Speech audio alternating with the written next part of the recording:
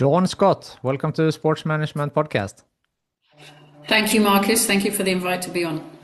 It's great to have you on the show. You're a high performance consultant and have worked a lot in the football industry, have your own company, Dawn Scott Elite Performance Consulting. So talking about high performance, what are some high performing habits that you have noticed in your work? Oh, that's a great question. I've had this conversation so many times with so many different people in terms of what does that mean? Does it mean different things at different levels of, participation, whether it's, kind of grassroots or further down the pyramid or kind of at the elite level? I think for me, some of it is consistency of behaviors. I think aiming for a target or a goal. Do you ever kind of achieve like the pinnacle or excellence, or is there always somewhere beyond there once you get there? So I think in part it's consistency of behaviors. I think it's relentless pursuit of a goal or a target would be my key thing. And then I think once you have those things, I think you start defining, an environment, a culture around it in terms of how you intend to get there and how you maybe intend to stay there. In your opinion, how important is motivation? I think it's massive, because I think if you don't have that, I think it becomes hard to, one, like if you're a practitioner, is to, have athletes or coaches or other staff committed to what you're doing. I think if you don't have that yourself, I think, I think for so many years I've been privileged to be involved in football and women's football, and I think without that inner drive and motivation, I'm not sure I would have or could have stayed in it as long, or, committed the hours and sacrifices that I did to it. So I think it's really important, because I think if you don't have that, I think, I don't know, maybe it's your job or your role is a job rather than maybe something that you kind of enjoy doing. And I've always had this thing of, once you stop enjoying something, maybe that is the time to kind of review, reflect, if not before then, to consider kind of moving on and moving into something else. Interesting, because you mentioned consistency, and sometimes it's the question about what's most important. Is it to being consistent or being motivated? With the argument usually that motivation comes and goes, while if you are consistent, that's something in itself that you're doing anyway. Yeah, but I do think you can be both, and you might have different levels of both. But if you're not consistent, for me, maybe it's not achieving those higher standards, depending, what it is you're doing. Like, I think you can go through times of, fatigue or, I don't know, sometimes maybe it's a bit of monotony, but I think you can still keep those consistent behaviors. But I think, again, that motivation piece in life generally, I think is important to, I don't know, achieve your dreams or your goals of what you intend for, either career professionally and or kind of in your personal life. For sure. So I would like to go through your career journey, and then we might stop here and there and go through some things, because you have been through a lot and a lot of successes. So you joined the England's women's national football team as head of sports science in 2001. How did you get that job, and how was that first time? Yeah, I mean, I think 25 years ago, women's football was a very, very different landscape. I think football was as well. I think since then there's been a lot of evolution in terms of fund and investment, technology, media, social media, communication. I think back then in those early days, like email was barely a new thing, let alone, kind of communicating through phones, etc. So I studied sports science. I did try 2 other degrees before I got to sports science. I wasn't really sure what I wanted to do when I left school. I think, again, at that time, being a girl, like there wasn't role models or trailblazers in sport or even in like STEM subjects, so science, technology, engineering, maths. But I was very kind of mathematical in my thinking. At school, I studied physics, maths, electronics.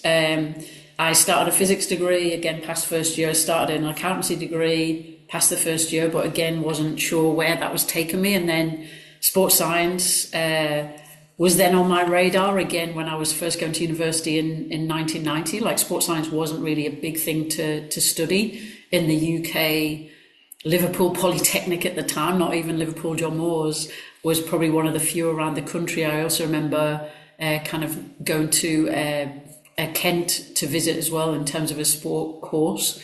So then it was kind of third time lucky, did sport and exercise science at Manchester Met, which was actually the Crewe and Alsager faculty at the time. Again, once I finished that 3-year degree, didn't really know like you could go and work in sport, even though I'd studied sports science. So happened to see an advert for a sports nutrition masters up in Aberdeen, which again was the second year of that, where Susan Sheriffs, Ron Moore and John Leeper were the people kind of driving that course. So went and did that. And then similar at the end of that, it wasn't that I jumped straight into kind of applied sport. I actually lectured at University of Worcester for 3.5 years, and that enabled me to do a few things. One was apply some of the principles of sports science into kind of learning and teaching, but then also do some research myself. Again, at that time, like you didn't really read about women's football in the news and the media. So again, I kind of sought out women's football in 1999. I was fortunate enough to be in the US, and somebody had a ticket for the Women's World Cup final, which, you know, is gold dust these days. But back then, again, it was like, do you want to come to the game? I was like, yeah, sure, but didn't probably realize or appreciate the size of it. 90,000 plus fans packed into the Rose Bowl.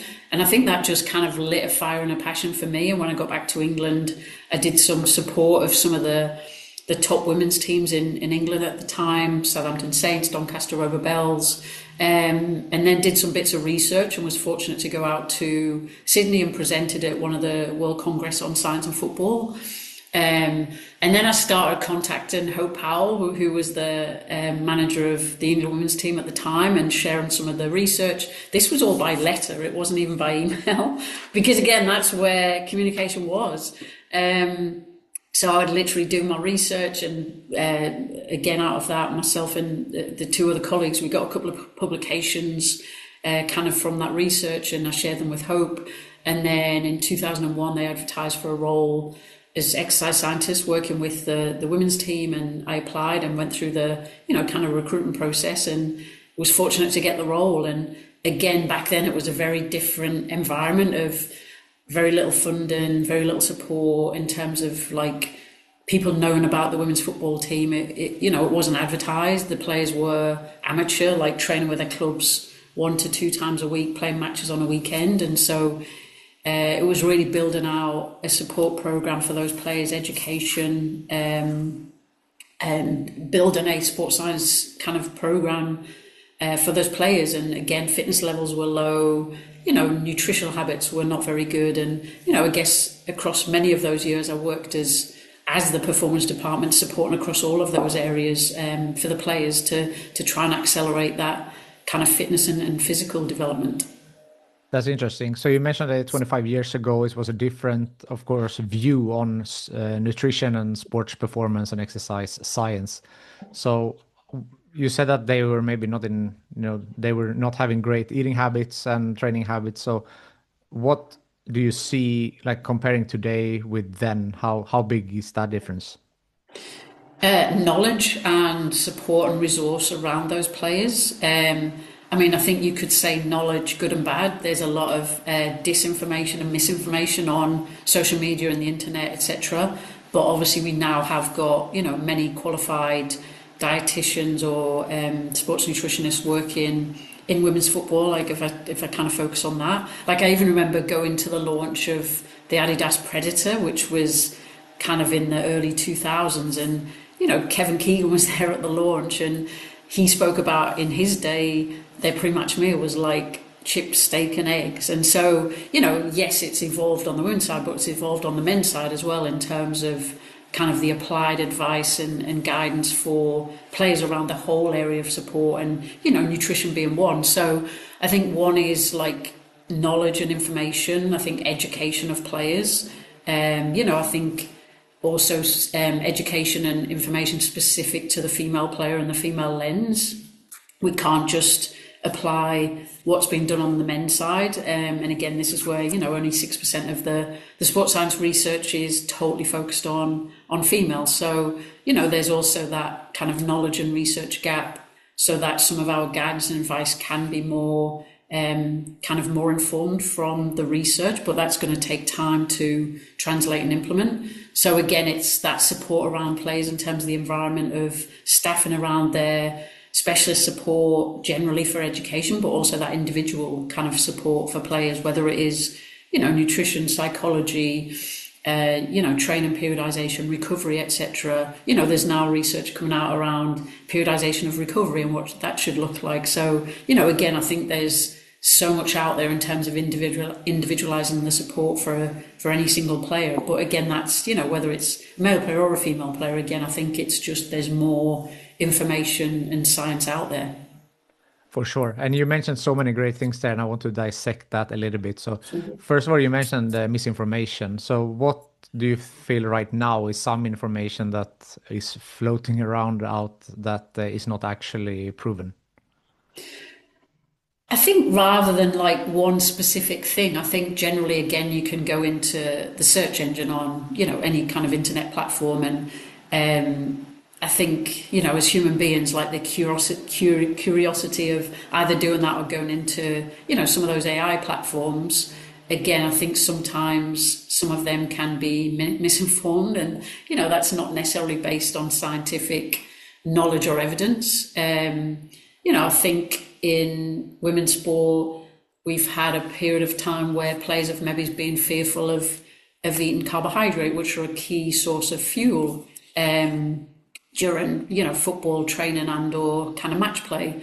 And obviously the knock-on effect is then potentially under-fueling in female players, which potentially can then lead to eating disorders, bone mineral density issues, and, kind of almost the female athlete triad, and, players then not having regular menstrual cycles. So again, it's that whole kind of support and kind of filter out of how it impacts the player more widely with their kind of performance recovery and health stays. Like, again, in a female, in the kind of reproductive years, like a healthy menstrual cycle is just a good sign of health status, in that the body is in normal kind of homeostasis, not in a stress state of underfueled or overtrained or under-recovered. So again, I think it's, rather than like any research out there that says, anything kind of untoward or bad, I think it's more just if any human being does go out and search, again, you can get mis or disinformation on the internet because so much is out there and available, and similar for kind of AI platforms. And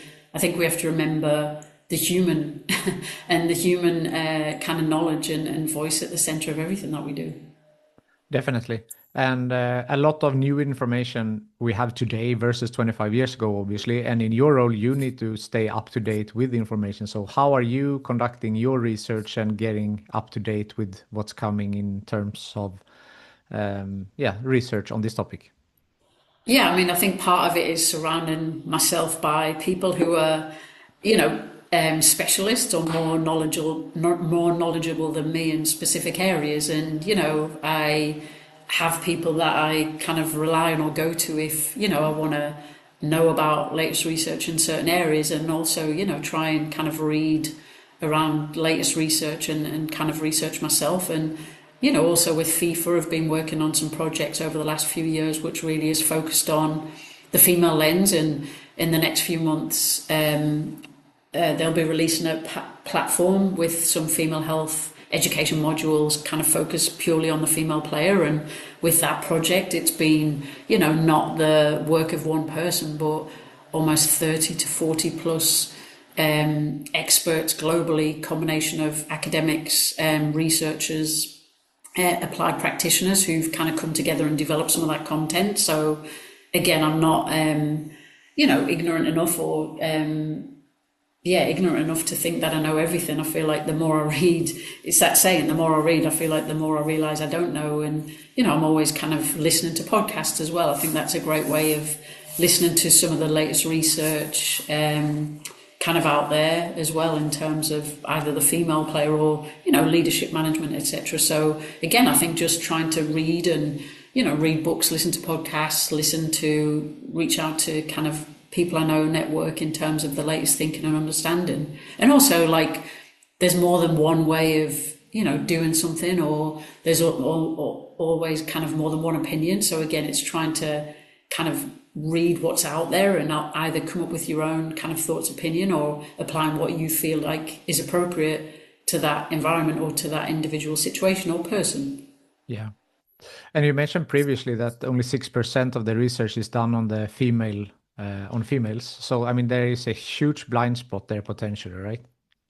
Yeah, there is. I mean, that is focused purely on females. Like, there's some of that research outside that 6% that is on mixed kind of males and females.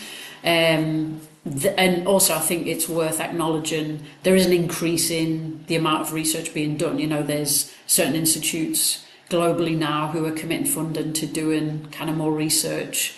I think that stat has been kind of bandied around for the last, I think it came out in 2001, so that's kind of been bandied around for the last 4 or 5 years. So there is an increasing number of groups or institutions, doing kind of research. Again, just that translation and application will take time. And I think as well, it's important that the kind of methods are done, well, in terms of like females. Both, again, UEFA released a consensus statement earlier this year or kind of last year in terms of menstrual cycle tracking for research, and then also for actually practitioners, like gold standard and what a minimum should be, and what the absolute gold standard should be. So again, I think further research should look to follow some of that guidance, so that again we get good quality research out there. Definitely, that's so important. And some things that I've heard about, I don't know if this is backed up by science, but we were talking about football boots, for example. Should there be specific boots for women because you're having, on average, wider hips, which means a different angle to your feet and your knees? There's also the myth about the ACL injuries. How do you see some of these aspects? I mean, not even just the anatomy of the hips. Like, the female foot has got a different shape and configuration to the male foot, where it's a wider front foot and a narrow heel. So again, I think if you think about a female putting their foot into a men's boot, which typically is narrow at the front and wider at the back, then straight away you might have traction of the foot in a boot like that, even though it might be, I don't know, the right size. So I think that itself, and then, even then looking at the stud configuration, that if females do have a wider front foot and narrower heel, and the stud configuration is the same as narrower front and wider heel, then, I think, 100%, like, that should be a consideration. And, I think in terms of ACL injuries and injuries generally, like, they are so multifactorial. We can't just pin ACL injuries on any one thing. Again, I think the need out there is to do a big kind of data study on a big kind of data set, and have all of the things collected or accounted for that could contribute to ACL injuries. And I don't think we'll ever just find one cause. I think, again, it would be multifactorial, and then I think all we can do is support players in the best way. There's injury prevention programs, and those injury prevention programs work. Yet how many either youth teams or, even elite teams dedicate enough time to injury prevention prior to starting training sessions? So that is a quick win. And, Matt Whalen, who's part of the kind of FIFA group who's done some of that education, has done research in those areas. The other one is the environment around the player, of, is it optimal for kind of player kind of growth? And Stella Veach has done some work on the environment of like almost the greenhouse effect, that if you want to kind of nurture talent or individuals, you need to put the right environment around them. And that includes like staffing, facilities, structure, technology. Also, Joanne Parsons, Steph Cohen have done some work on the gendered environment. So again, it's not just sex differences and physiology. You need to look at gendered factors, societal factors, and technology. And again, you've mentioned kind of footwear, also, kind of bra support, pelvic health, return to play, postpartum. Again, we've got Professor Maggie Davenport, Emma Brockwell, Sinead Dufour and Evie Casagrande, who've done some great work on return to play and return to training guidelines for postpartum kind of females. And again, you see now more and more players, especially in football, whereas, kind of maybe 10, 15 years ago, there was less players having families and then returning to sport, especially at the elite level. I think now you see, many players doing that because there is now more guidance and support and education. And, again, I think that is where that kind of knowledge is there, and it's backed by science and it's backed by kind of expertise. So again, I think it's putting the right environment, staffing, knowledge and education around kind of any individual. Definitely. And again, super important topic. And I think on average nowadays, women are having children later in age than a couple of years ago also. So do you still see that maybe some players wait until after their career? Or obviously there needs to be a support if you want to do that during your career as well. But how do you see that mix? I mean, I don't know the stats on that. I wouldn't say it's my area of expertise. Yeah, I think some do because maybe they don't want to go through, kind of that return to play and train kind of process at that time. And, I think, again, depending on the level of the player, if they're playing, international competition as well, they pretty much European players are pretty much playing international competition if they're in the Olympics as well, pretty much every year. So again, I think a lot of the time it is the timing of that. I think some have kind of delayed and had post-career, like Carly Lloyd being an example there. But, you also have Alex Morgan who, had children, two during her career and returned. Also, I worked with Christy Pearce, kind of Rampone, kind of many years ago, who, again, had two children and returned to play. So, Shannon Box, Amy Shillan, there's many players out there, Katie Chapman,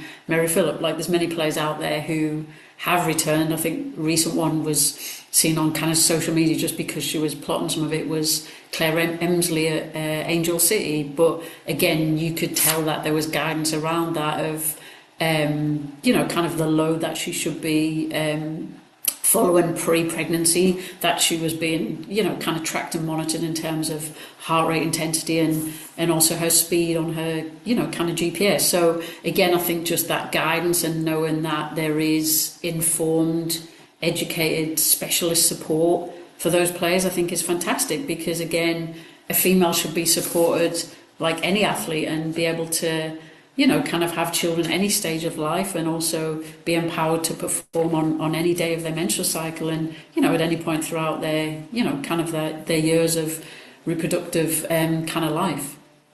Definitely. And that's also something like your role and to be in, a high performance manager or a sports scientist for a team. I mean, it's much more common today than when you started.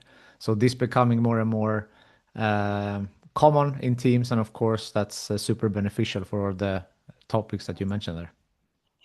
Yeah, for sure. But I think it's important for any kind of environment that you develop the staffing and the system based on the environment that you're in, and that's whether that is a male environment or a female environment. I think it's what's the vision of the company, of the organisation, what is their org chart and structure, what are their values, what are their behaviours, and then I think from that, if you know kind of the aims, the vision of the organisation, you then, what is the budget associated with that? What staffing can you look at? Is it a group where you start with a big staff or start small and grow, or you have many roles but in more kind of part-time roles, but specialist roles? I think again, for probably 10 or 15 years of my career, I was the performance department. And I think you also have some practitioners who have the head of performance title, but they're basically head of themselves because they don't have any staff bigger than that.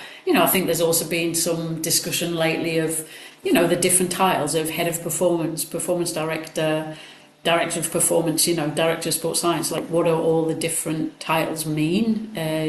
So again, I think it's what is the organisation that you're at, what's their vision, what are your own values, do they align with the values of the organisation? And then I think the big piece really in that whole process is the recruitment of the staff. Like, so again, what does that org chart look like? What do you need? Like for me, working in the women's game, it's really important to have practitioners, or at least a large portion of those practitioners in the department who've had experience of working with female athletes. And there are certain positions that for me are like you have to have them. So again, I think it's non-negotiable. So again, it's what are those roles that are most important? Having a female health expert who can maybe help some of the other practitioners within your department if they don't have that applied knowledge or experience, I think is important as well. So, but again, you might have this kind of structure that you want to recruit for, and you might get a person with a certain kind of quality here. So actually that means you can tinker kind of what you're looking for over here. So again, it's looking at the individual appointment, but the group as a whole, and what does that look like? And then also, what is your recruitment process and who is doing that? Again, I think it seems to be common now that there's recruitment agencies or firms brought in to do some of the hires, but what is their background and expertise? Have they worked in, I don't know, the environment of women's sport or women's football, and do they know what is needed? And then what does that, again, what does your job description look like, and what are you asking the candidates to do? Is it a CV? Is it a, kind of a cover letter? And again, even the length of a CV, is important, because again, I think sometimes when you're recruiting, if you're recruiting for many roles and there's many applications, there might be key things you're looking for. And so what does that look like? And then are you going to have the candidates do any tasks? And actually, in this day and age of being able to do everything online, it's harder to do kind of in-person tasks and really determine that person. But I think making sure the person and, their attributes, and do they fit in with a group, let alone their experience and knowledge and qualifications, for me is something that should be probably, I don't know, of more importance than kind of the experience and knowledge alongside that. So I really do think that recruitment process is so important for any organisation. Definitely. Bouncing back to your career, you spent almost 1 decade first at the England women's national team. What are some highlights from these years? Again, a great question, because we grew from having very minimal support, the players kind of being kind of amateur, and then, eventually like working with Hope Howell. She fought a lot with the English Football Association to get some centralised contracts for players, which meant they could reduce some of their kind of working hours in their pro jobs day to day and actually have more time available to train. I think some of the education of the players to empower them to take ownership of their own training or recovery was important. I think if you look at success on the field, by the end of my time there in 2007 we qualified for the World Cup, 2009 we reached the European Championship final, which again was fantastic achievement to get to a final, but then we got beat 6-2 heavily by Germany. So again, we've come so far, but there's still this big gap. How do we keep closing that gap? I think the other piece, like by the end of my almost 10 years there, was, you feel fatigued with all the travel, and, I'd also been fortunate that I could start bringing other practitioners in to start working across some of the youth teams, or working regionally with the players in small groups. So Naomi Datsun came in and worked at the Loughborough Player Academy that we had at the time, worked across some of the youth teams. Ellie Maybury came in and supported some of the players regionally, Mark Arnott, and, again, being able to then work with other practitioners and kind of get insight and feedback from them, I think was good to start growing and supporting the programme. So yeah, I think, and then just seeing like the individual players progress. I was very fortunate to work with Karen Carney from the age of 14 when she came in, and you then support and you get to know the families and kind of that thing, and support the player throughout her journey of development, and what she then did throughout her career. And working with Kelly Smith, for me, probably one of the best players ever that there ever was, kind of in the game. And sometimes I think it's some players or some current people involved in women's football don't know who she is, and I'm like, she probably she's a legend of the game, and had so much. So I think there's like the personal relationships with staff or players. I think the personal growth of myself across that time, and then just all the like again the privileged chance of supporting the England women's team across like so many games and learning from other practitioners and coaches and your own communication throughout that whole process. So I just think there's many learnings, and I'm still learning now. And again, I think being brave to go into different environments and learn from different people and be open to saying that you don't know everything, I think is a good thing to do as well. Definitely. And you mentioned different environments, and you moved on from the England's national team to the United States women's national team. Was that a sensitive move to go from one national team to another? I think it's an interesting question. I think probably right now it would be more yes than then. I think back then, England was still a developing team in terms of women's football. The US were ranked number one in the world and, had held that for a long time and, was deemed as very kind of physical fit, far ahead of many other teams. They'd also, had a program where Title IX in the US meant that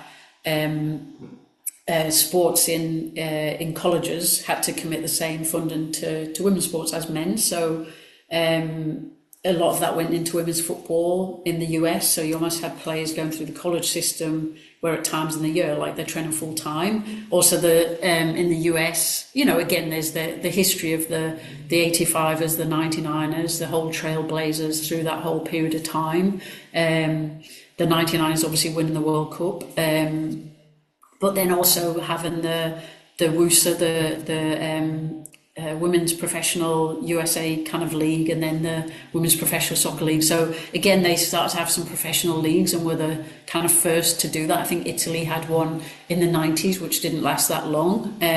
So you kind of had players who were in that full-time environment. I don't think it was seen as a rival. And if I'm honest, once I had communication from US Soccer that they might be like bringing in a full-time fitness coach for the first time, I discussed it with Hope Powell because, I was kind of flattered by the interest. And I think back then in 2009, I probably didn't, sorry, not 2009, sorry, 2009, sorry, 2009, 10, I probably didn't think, think about the gravity of moving from, the UK right to the west coast of the US.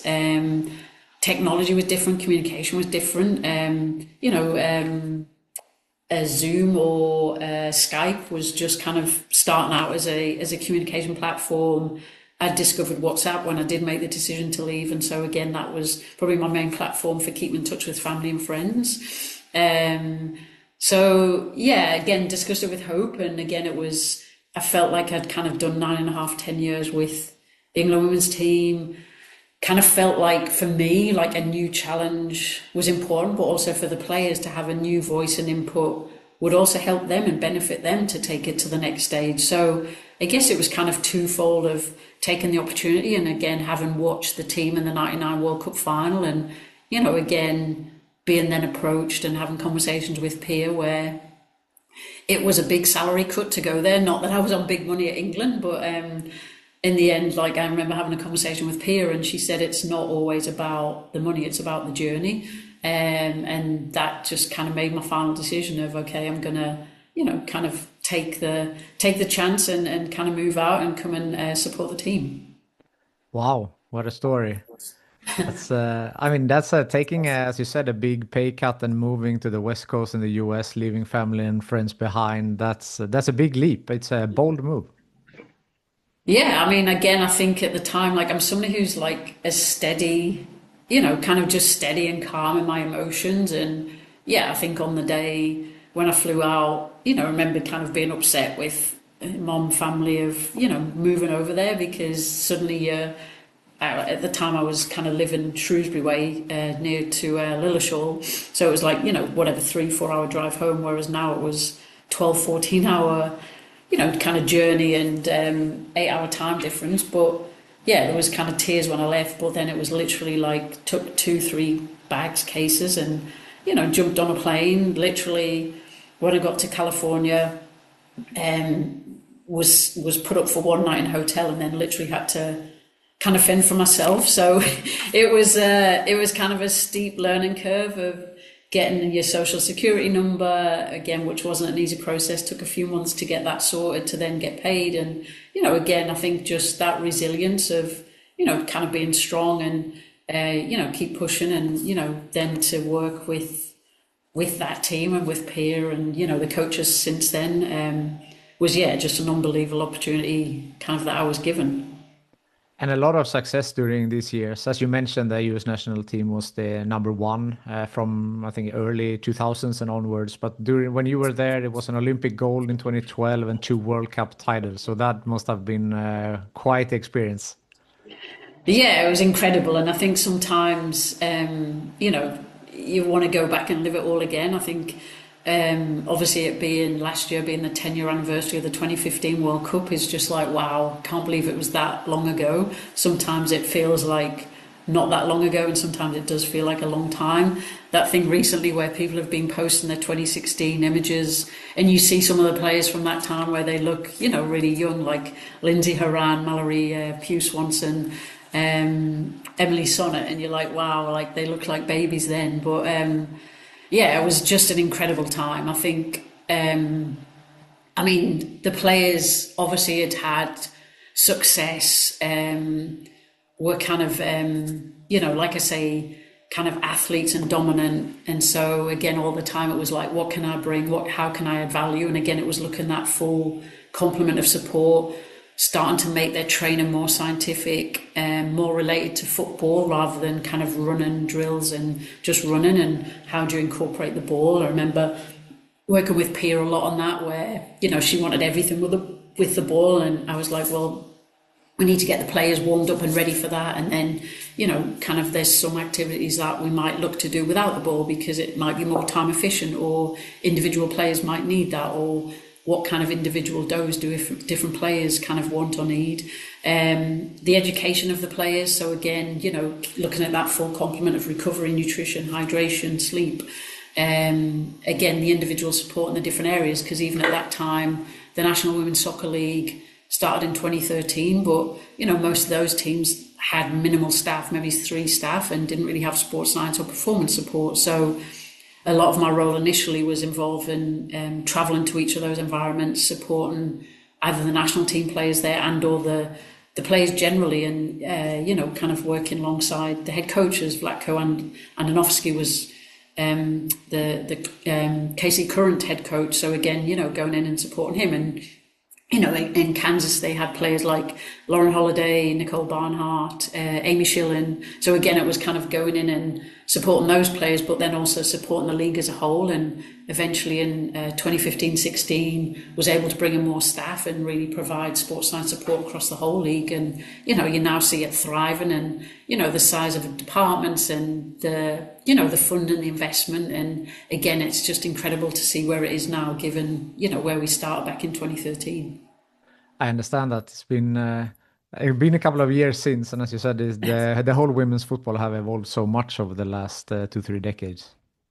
Yeah, for sure. Yeah, it's incredible. I think the investment is unbelievable, and the support of the players, the transfer fees, the salaries.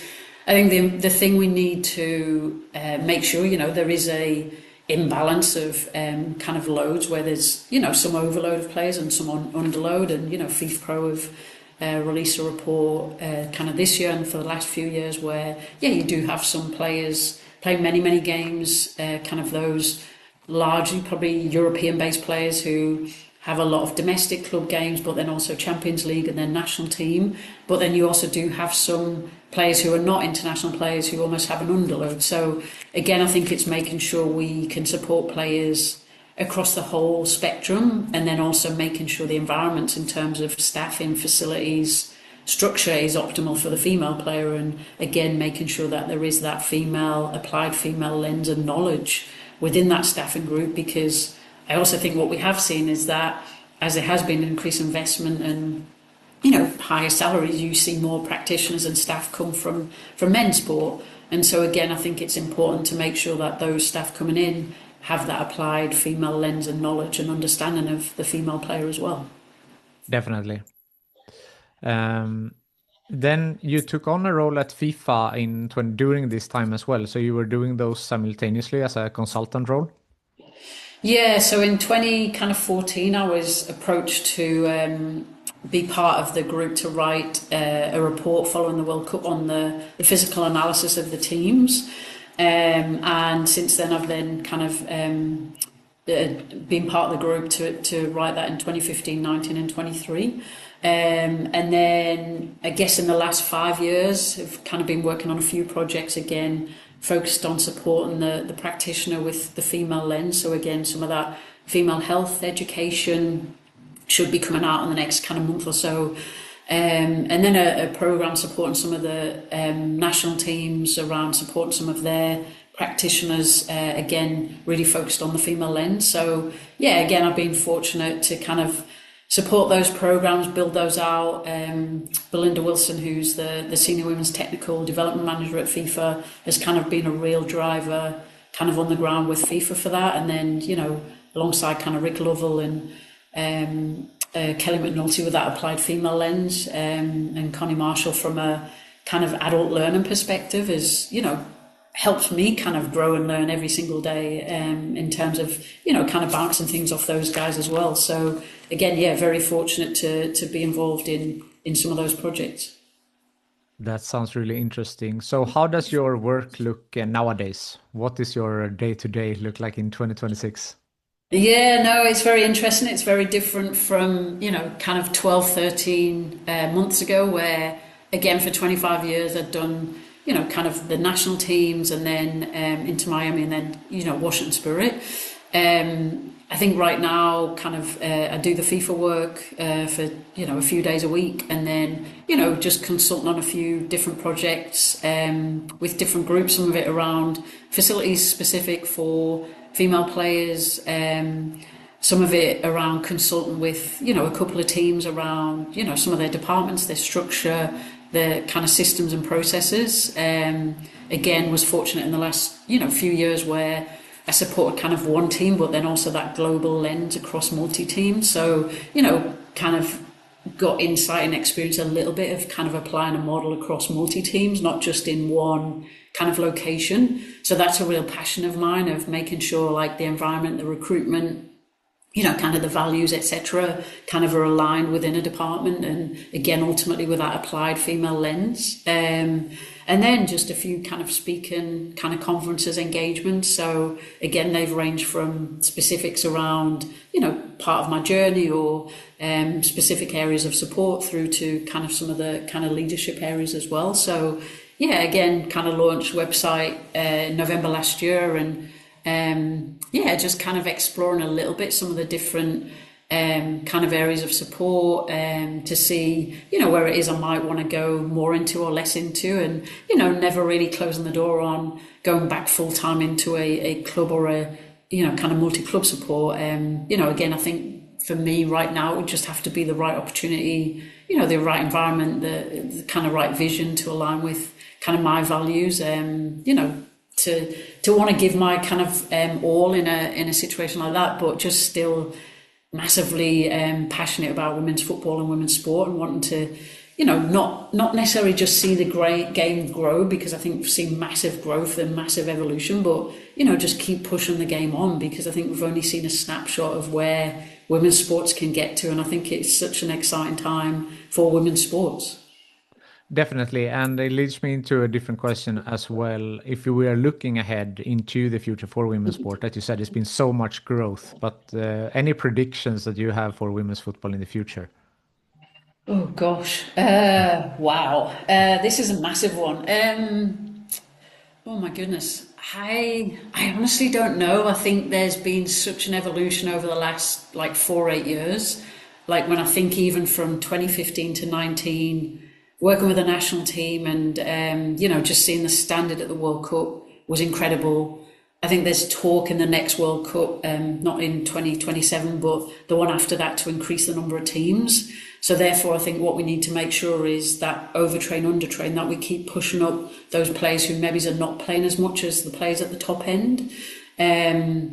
I think, again, the research and the insights, I think, again, as more groups are doing that, I think I'm excited to now get more and more guidance and kind of strategies that are led and more informed from kind of science and research, rather than some of that kind of guesswork from what's out there, or from strategies applied simply from men's sport. So I think kind of more data-driven, data-led or science-led information and guidance for female players, for me, I think is going to be something. And, you know, looking at governance and policies for kind of players and leagues kind of moving forward to ultimately just give the players the best opportunity and chance to kind of perform and to succeed in women's in football, not even just women's football, just in football. Like, again, I think that growth has been massive, and I'm just excited at where it continues to kind of grow and flourish and just entertain worldwide, because it's such an exciting